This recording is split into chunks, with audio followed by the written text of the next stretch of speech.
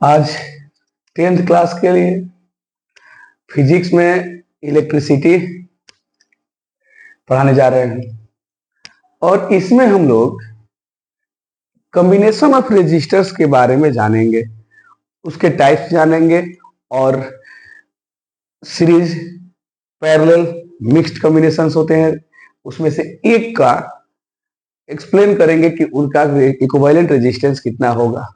तो पहले लिखते हैं कितने टाइप के कॉम्बिनेशन होता है। Combination of resistors,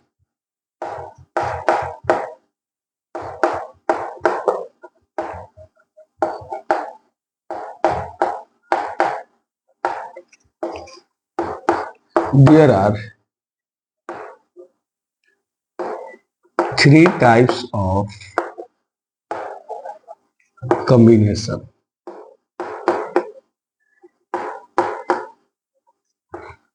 First one is called series combination.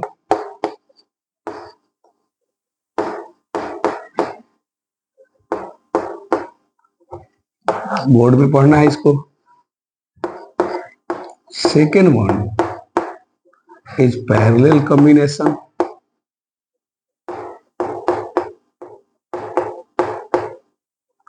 And third one is called mixed combination. Parallel combination को भी पढ़ना है, इसे नहीं पढ़ना। Mixed combination हायर क्लास में पढ़ना है, 11th में पढ़ना है। तो आज सीरीज कॉम्बिनेशन के बारे में पढ़ने जा रहे हैं, तो फिनिश करें इसको।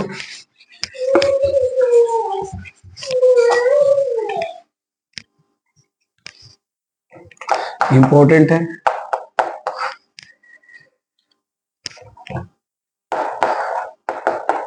Series combination.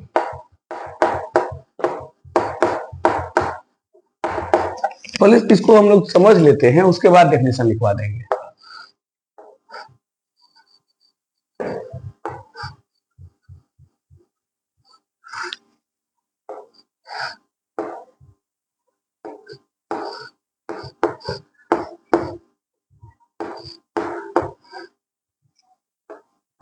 सेल है, ये स्विच है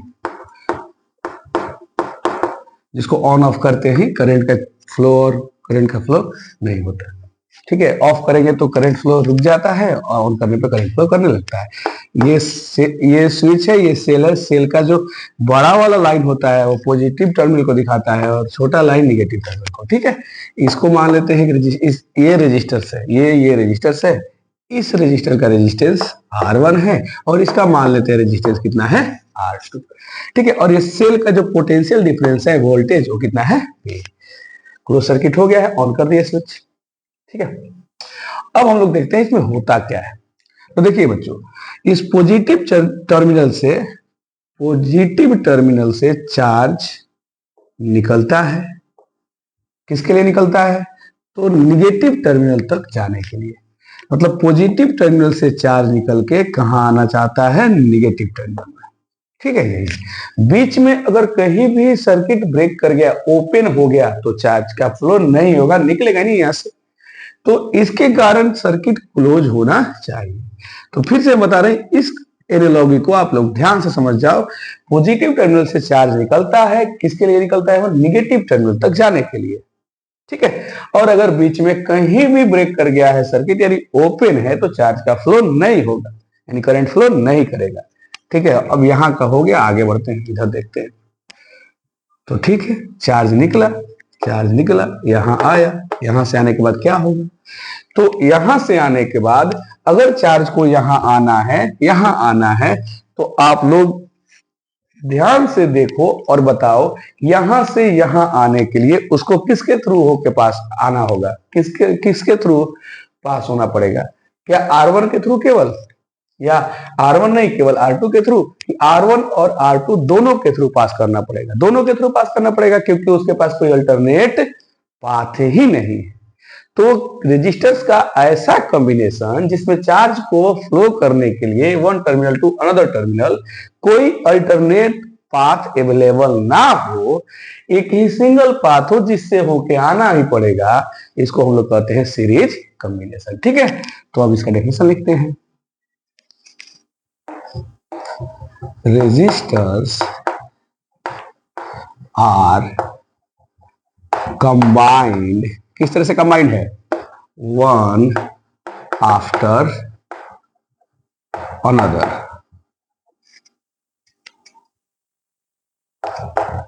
एंड चार्ज, सॉरी इसको लिख लेते हैं, charge has to pass through each resistors called series combination।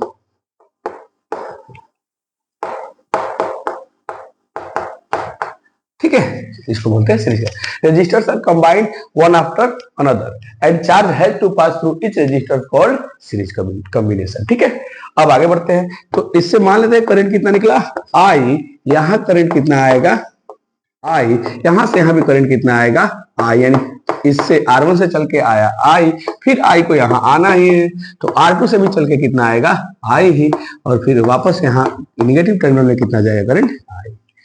Means इतना तो क्लियर हो गया कि सीरीज कॉम्बिनेशन में कोई अल्टरनेट पाथ नहीं होता और करंट हर रेजिस्टर से सेम पास करता है। लिख लेते हैं, no any alternate path available to flow a charge। तो फिर कोई अल्टरनेट पाथ अवेलेबल नहीं है तो हर रजिस्टर से सेम करंट पास करेगा।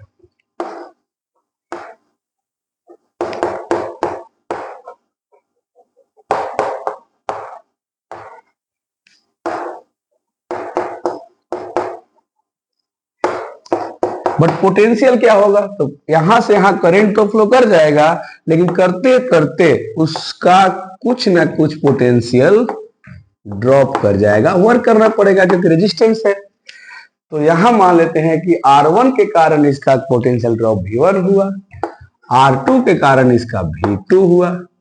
ठीक है, तो पोटेंशियल क्या हो जाता है, ये सेल का जो पोटेंशियल भी है वो क्या हो जा रहा है, तो V1 और V2 में डिवाइड हो जा रहा है। तो यहां लिख देते हैं हम लोग, potential is divided in each resistor. ठीक है, but sum of potential differences कितना होगा, सेल के पोटेंशियल के बराबर, means V is equal to क्या हो जाएगा, V1 प्लस V2। ओके, इसको इक्वेशन फर्स्ट बनाते हैं, फिर आते हैं V1 का वैल्यू निकालना हो तो ओम्स लॉ अप्लाई करेंगे, वही बताता है पोटेंशियल और करंट के बीच रिलेशन। तो लिखेंगे according to Ohm's law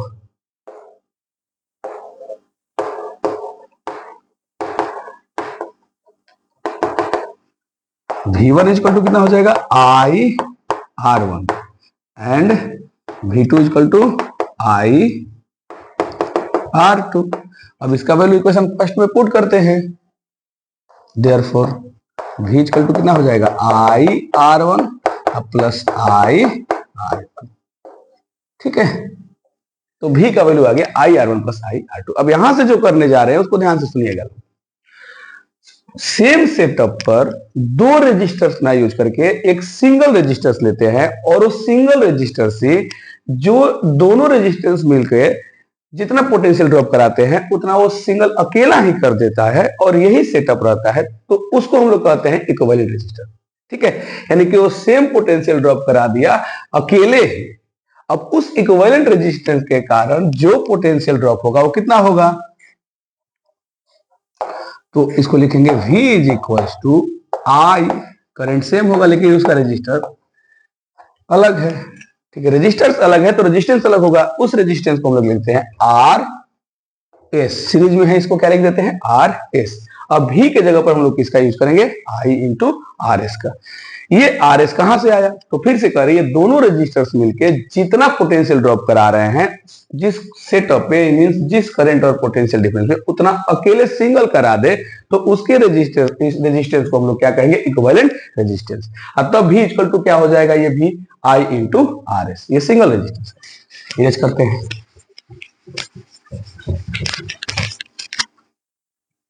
now I into RS is equal to I R1 plus I R2।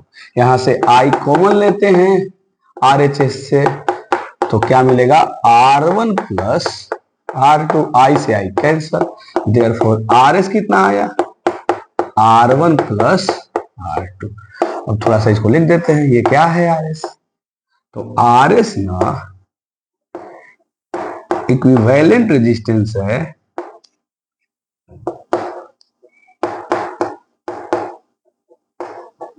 In series में इक्विवेलेंट रेजिस्टेंस है। और इक्विवेलेंट रेजिस्टेंस किसके बराबर आया, तो सम ऑफ रेजिस्टेंसेस इसके इक्वल है। तो ये होता है सीरीज कॉम्बिनेशन में इक्विवेलेंट रेजिस्टेंस के लिए एक्सप्रेशन। ठीक है, तो आज के लिए इतना ही। नेक्स्ट वीडियो में इसके बारे में और डिटेल में हम लोग जो ऑब्जेक्टिव एमसीक्यू बन सकता है उसके बारे में डिस्कस करेंगे। ठीक है, अगर R1 R2 से ज्यादा n तक हो जाए तो RS क्या होगा, क्या RS से ज्यादा कोई यहाँ पे सर्किट में रेजिस्टेंस हो सकता है क्या जिसके रेजिस्टेंस RS से ज्यादा हो, या फिर अगर आइडेंटिकल n रेजिस्टेंस लगा हो तो फिर क्या होगा, ये सब हम लोग नेक्स्ट वीडियो में डिस्कस करें। तब तक के लिए आज के लिए इतना ही।